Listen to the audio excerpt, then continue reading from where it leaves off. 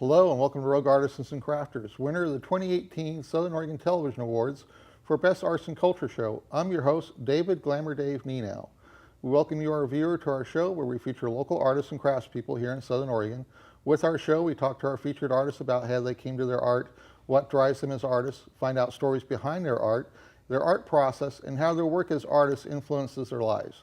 Today, we're privileged to feature local artist Anadia-Chan. I found Anadia at the recent Metal Art Comic Con that took place just last week in Medford. Anadia is a young artist that creates comic art that is both realistic but also has an anime flair in its styling. Anadia is the first comic artist to be featured on the show, but my visits to the local comic cons that have taken place in the past month has shown me that there is a strong base of comic art talent that exists here in Southern Oregon. And in coming months, I'll be featuring other comic art talent to discuss their work in the comic art arena. And so today we will talk to Anadia-Chan about her life as an artist and the work that she pursues today with her art. And so welcome to the show, Anadia. Thank you, David. Thank you for having me here today. Oh, I'm glad to. I mean, when I met you at the Metal Art Comic Con last week, I was extremely impressed with the quality of your art display that you had. So I'm glad that you agreed to come on to the show. Thank you. So to begin with, the same question I ask every artist first out is, how long have you been working as a professional artist? I've been taking art seriously for about the past 5 years. Okay. So I'm fairly new to the business of art. And I've only been selling my art for about the past year. Okay. And what got you into pursuing art to begin with, and in particular, what got you into doing the art that you're doing right now? Actually, it's a little bit interesting because I didn't want to be an artist originally. I wanted to become a doctor. And actually, I broke my thumb and I couldn't draw for about 2 months. And when my hand healed up, the first thing I realized I wanted to do was draw. And so I've always been really inspired by, fantasy-based, anything, stories, video games, books. And so I wanted to let my imagination be my inspiration and be creative. And just, I feel like art can express things that can't be expressed through a lot of mediums. So. Yeah, that's very true. And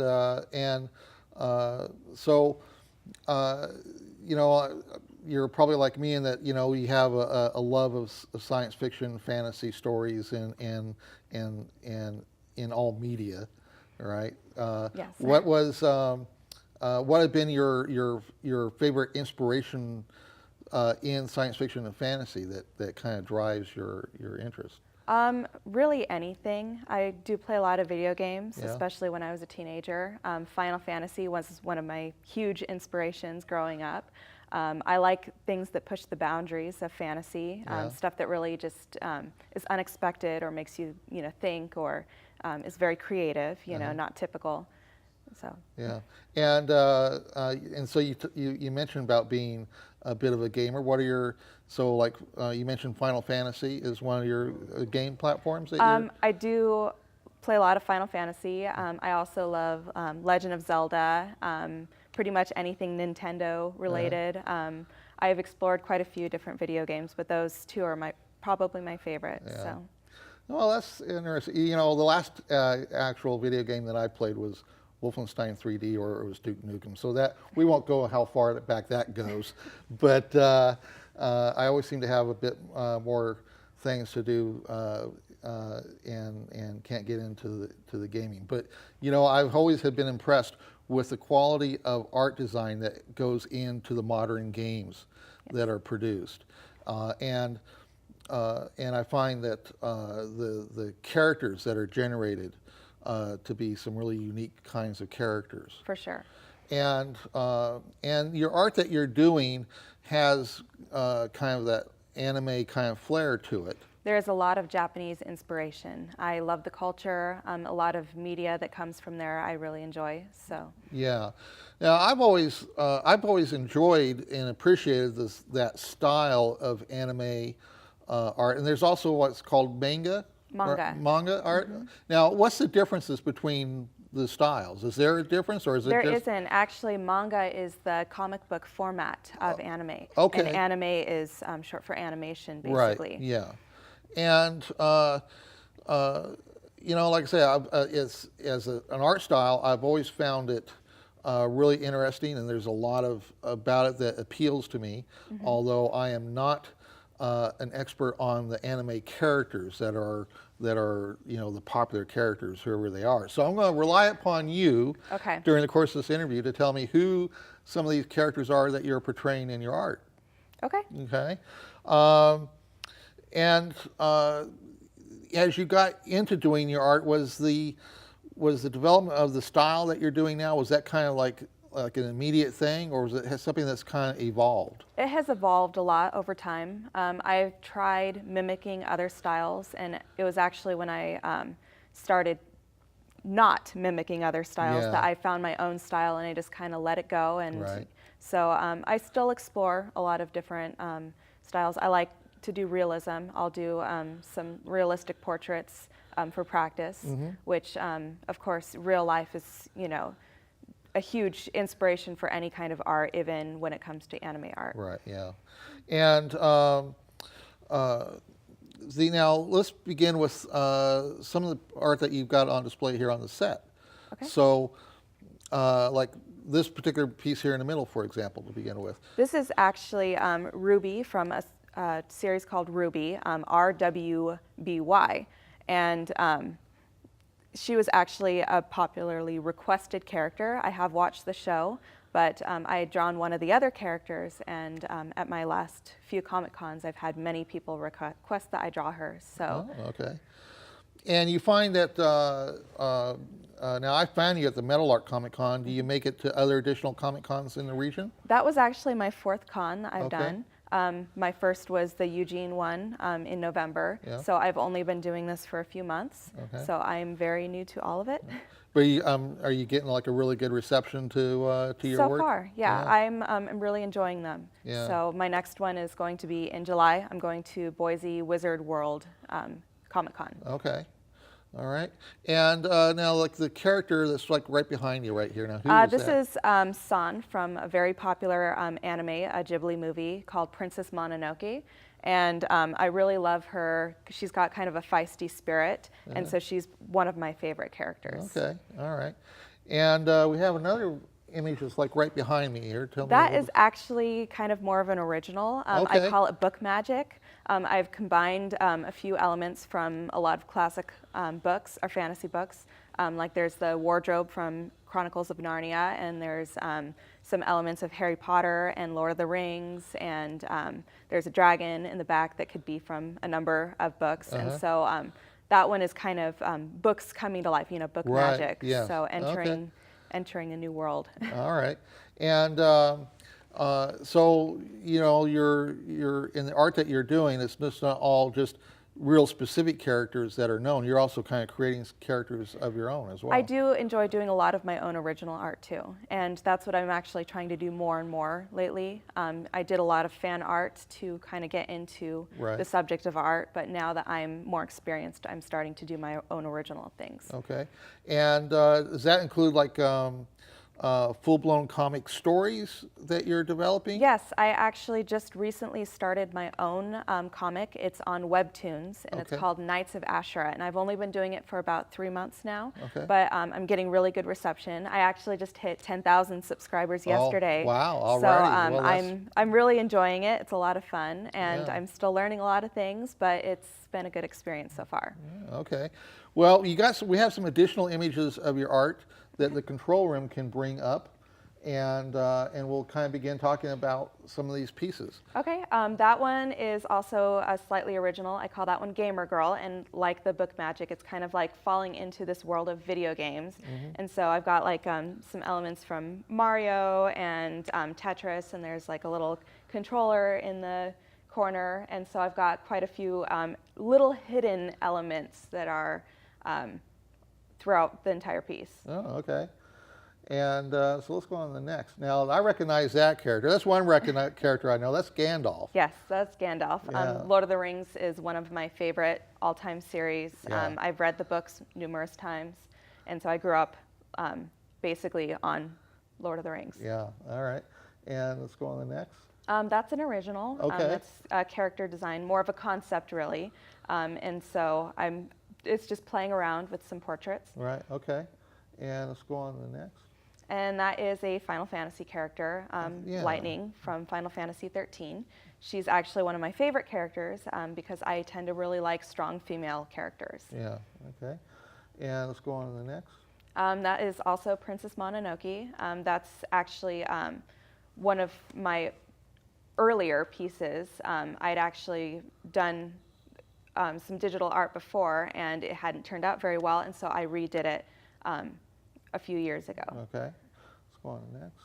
And another video game character, that is Sheik from Legend of Zelda. She's from Ocarina of Time, and that's one of the very first video games that I ever played growing up. Oh, okay. And another Final Fantasy character, that is Cloud from Final Fantasy VII. Okay. And also Final Fantasy VII, that is Zack Fair. Okay. And let's go on to the next. That is one of my originals. That's actually a concept piece that I did for the comic that I'm working on right now. Okay. All right.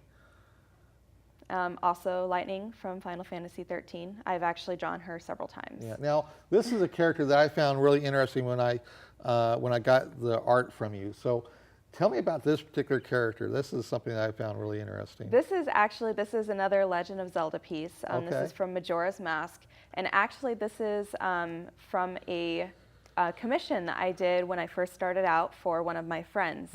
And he actually lives in Arizona, and so he asked me to draw this, and it's one of my favorite games, so I was very happy to oblige. Yeah. And that's all done in pencil. Okay. All right. Another Final Fantasy character, that is Yuna from Final Fantasy X, who is another one of my favorites. Okay. And then that is Edward Elric from an anime that's very popular. It's called Full Metal Alchemist. And that is an original that I did. Okay. This one actually has a lot of me in it, I guess. Very inspirational for me. It's called Breaking Free, and it's just kind of, letting go Right. and breaking free of a lot of darkness that I think follows a lot of us. Yeah. Okay. Yeah. And that's another Final Fantasy character, Noctis from Final Fantasy 15. Okay. And then another Final Fantasy character, Vanille from Final Fantasy 13. Yeah. All right. And that is Howl from Howl's Moving Castle, another Ghibli studio movie. Okay. And that is an original I did for a book. She's actually Shallan from, trying to think of the name. It's The Stormlight Archive by Brandon Sanderson, who is my favorite author. Okay.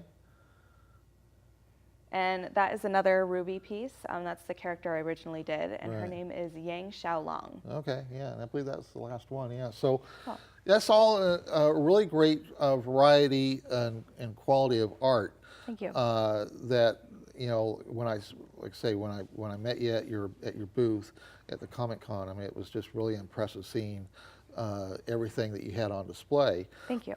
Now, the art, as far as your process goes, are you doing the art, is it all digital art design in the computer, or are you doing more hand-on kind of art design? All of the colored ones are all digital. I started out with pencil, and so all of the black and white ones, excluding the one from Majora's Mask, are all pencil. Okay.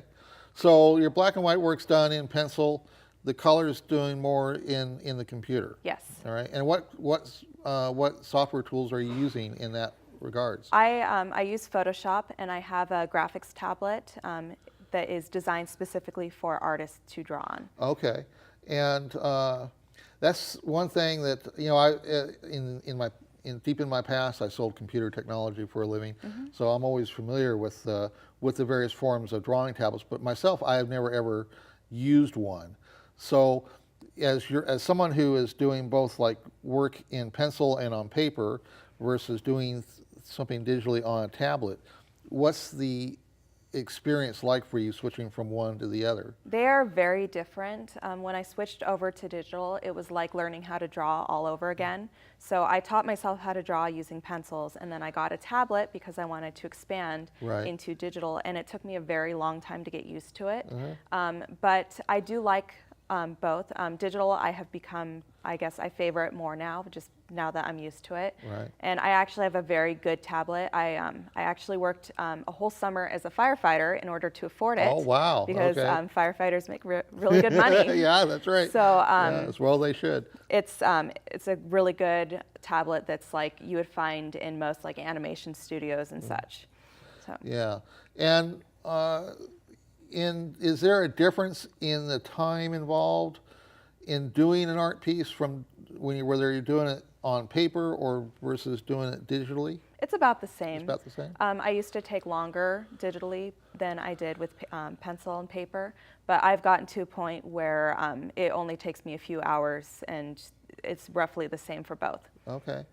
All right. And so, because, I've done a variety of art in my life, and I also have learned over the years to do like a lot of graphic design kinds of stuff in like Photoshop. So I'm familiar with both, but I've personally have found that the sensory process of art creation to me is like, I never have ever felt like the same satisfaction doing something in digitally versus having that paper in front of me and the tool in hand. And there is something definitely satisfying about having a physical Yeah.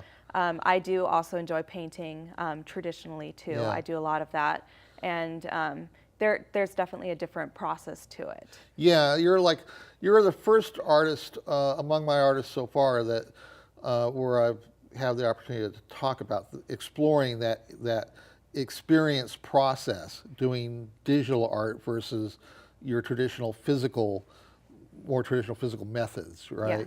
Yeah. And so yeah, it's interesting to learn and get your feedback on that process at your end. For sure. So now, what's like the typical size of your pieces of art? I mean, these are like these are 11 by 14, and then these are blown up. I actually don't remember the size. I want to say they're 24 by 36, or no, that's too big. No, like 16 by 24 maybe? That might be it. Yeah. I just got these this week. I got them a few days ago. Yeah. So. Yeah, and so like that print there from that's like what, like a Jiggly style kind of a print that you're having done? Yes. From your digital files? Yes. Right. Do you do any pieces physically larger than that? I have. Yeah. Before. I've done quite a few traditional paintings, and then I've actually started working toward doing murals and stuff. Right. So that's a new thing for me. But I have worked with canvases that are very large. Yeah. But generally, I prefer doing smaller work because it's just, for some reason, it's easier for me to get detail into. Right, yeah. And so like, what's the general price range for your art? If someone commissions you for like an original piece, for example, to begin with? When I do original pieces, I charge anywhere between $65 and several $100s, depending on the detail that they require. For just simple portraits, that's actually my comfort zone, and I can do a portrait in 1 to 2 hours. Right. So I generally charge less for that. I have done some significantly more detailed pieces for people, and I've had to charge several hundred because just the level of detail that's in there. Right. Now, so that's in regards to like original commissions. Yes. In terms of pieces that you do on your own and then reproduce and do prints of, what's the price range on like your prints? I've been selling my prints for $10 for the 8 by 10 size, and then $15 for a size like this, which is 11 by 14. Right. And when you do your prints, are they like unlimited editions, or do you have like also limited edition? I'm going to start doing limited editions. The canvas prints are Right. going to be like that because obviously they are expensive to produce. So the small prints, really I can order as many as I want. I haven't done any of like the litho prints that are really, really high quality, but these are just good quality. They're luster photo prints that I've done. Right. And then outside of the prints and the original commissions, are you also doing anything like in the way of like, like gift cards or other kinds of? I do have some postcards available, but I'm thinking they are kind of hard to take with me to shows. Yeah. So I'm probably going to stop doing those after I sell out. Right. And then also I do have some original paintings that I have featured in a local cafe, and so they sell my art there for me too. Okay, which cafe are you being featured Leap at? of Taste in Klamath Falls. Okay, all right, and so for now, that's like the only cafe representation that So you're. far, yes. Okay. I need to put together some more paintings and Right. visit some other local shops and stuff. So. Yeah. Well, you definitely have a high quality to your art right now. Thank you. And so it's great to have you on the show, and I wish you the best of luck. Thank you. To everything else that you're trying to achieve. So, thank you for coming on the show. Thank you All right. for having me. So we have basically reached the end of our show, Rogue Artisans and Crafters, and we thank you at home for joining us and learning about our featured artist, Anadia. And we wish to thank Anadia for agreeing to come onto the show to discuss her life as an artist in the world of comics. And I encourage you, the viewer, to visit Anadia's social media sites to learn more about her art and work.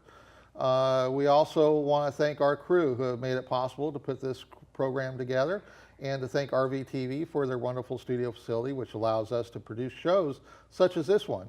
If you'd like to become a studio producer and create your own public access show, you can contact RVTV to learn how.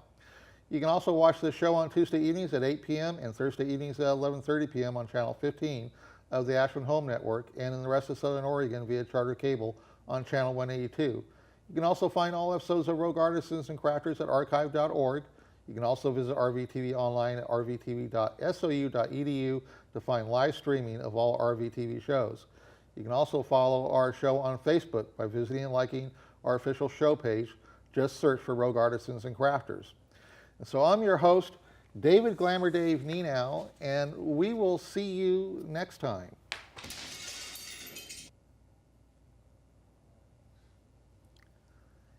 And then they do a sound effect.